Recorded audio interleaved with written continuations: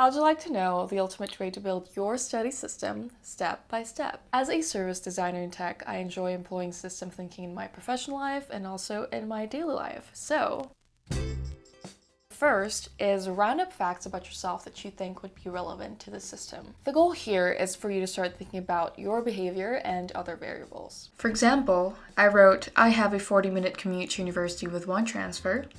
First class is 9 a.m. Both of these are relevant at what time I wake up for class. I get distracted easily. Relevant in terms of listening to music and where I sit in class. And for the sake of this example, I'm focusing on psychology class.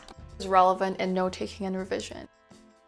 So this doesn't have to be comprehensive right now, because the next step is outline stages in your current study system. Since I'm not in university anymore, I'm going to take inspiration in how I did it in my early years in university. I saw my current system in 3 stages: first day of classes, regular classes, and prep for exams.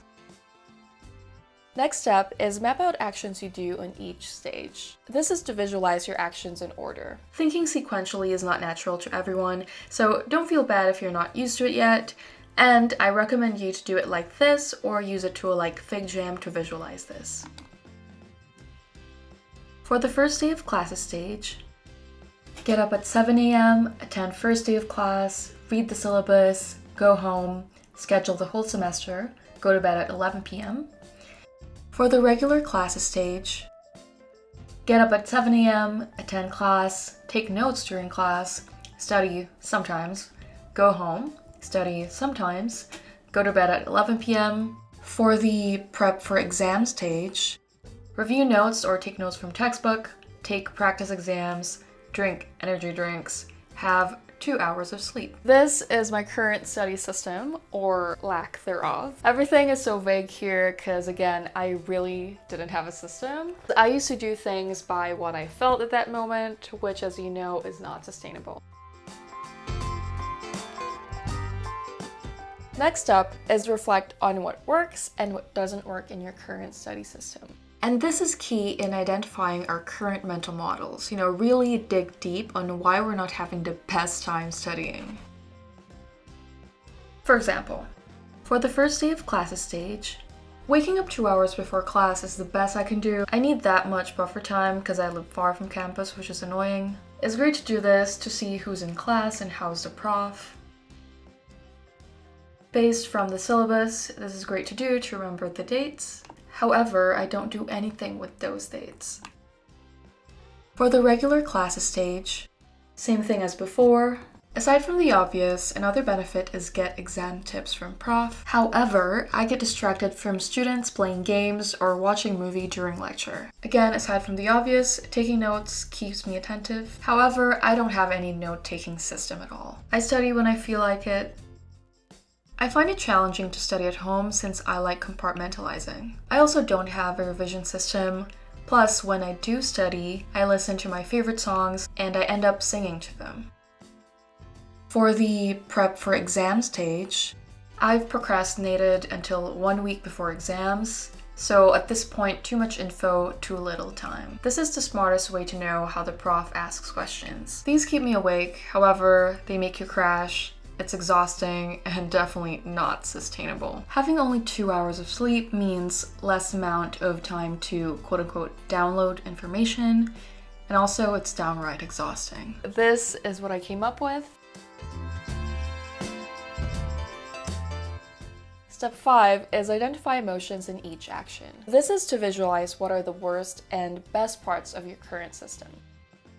This is the simple emotional graph I came up with. And as you can see, I'm always excited for a fresh start. And then I'm just chilling in regular classes, regular weeks. And then stress skyrockets 1 week before exams because I haven't really done the work. So I should probably distribute that stress to the regular classes, so much so that it's not as noticeable, which leads me to the most fun part, which is ideate on how to improve each area. Now we zoom in on each area and see what we can eliminate, add, or modify.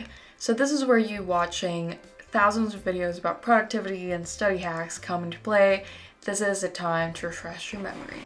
For the first day of classes stage, based on my pain point that I live far, maybe I can move close.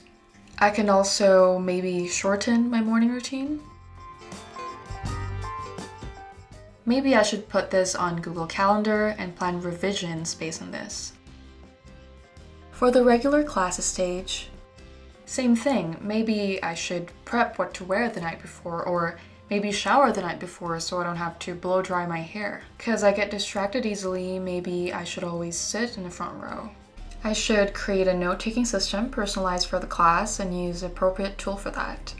I should find and create a study zone and maybe only study in school, never at home.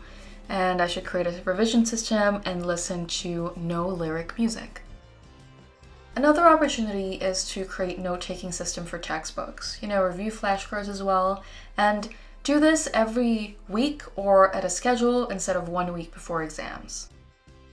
For the prep for exam stage, do this 2 weeks before exams, so if you happen to have questions, you can email prof or go to office hours and you have enough time to do that.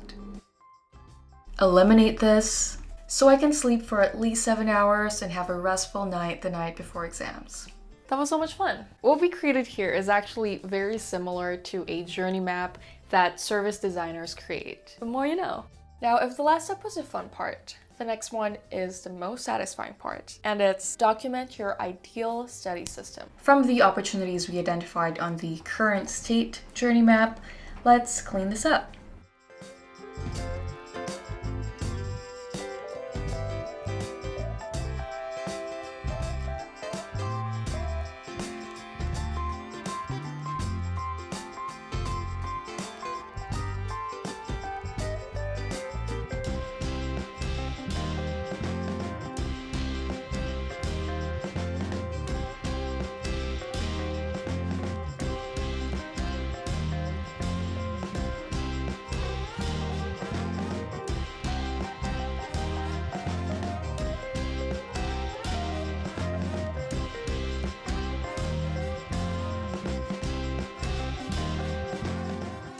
What I typed here is not as important as how I got here.